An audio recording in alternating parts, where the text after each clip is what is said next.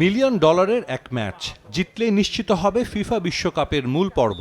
দুদল দাঁড়িয়ে এক বিন্দুতে। এক যুগ পর ফুটবলের মহাযজ্ঞে নাম লেখানোর সুযোগ ইতালি এবং বসনিয়া দুদলের সামনেই।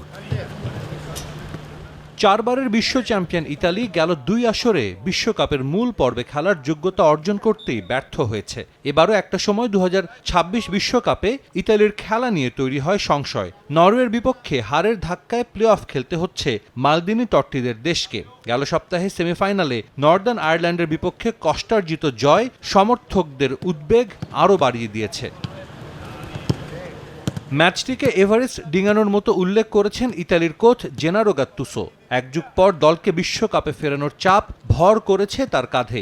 এ ম্যাচ ঘিরে উত্তেজনাও চরমে। ইতালির এক সৈন্যর বিরুদ্ধে গোপনে ট্রেনিং সেশনের ভিডিও ধারণের অভিযোগ করেছে বসনিয়া, যদিও বিষয়টি উড়িয়ে দিয়েছে ইতালিয়ানরা। নামে ভারে শক্তিমত্তায় ইতালি এগিয়ে থাকলেও প্রতিপক্ষের মাঠে বলেই ম্যাচটা সহজ হবে না আজুরিদের জন্য।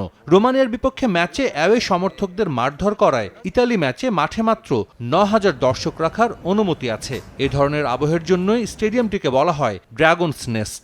গেল কদিনের বৃষ্টি আর তুষারপাতে ম্যাচ ভেন্যুতে অনুশীলন বাতিল করে ইতালি। জয়ের বিষয়ে আত্মবিশ্বাসী হলেও সতর্ক আজুরি কোচ।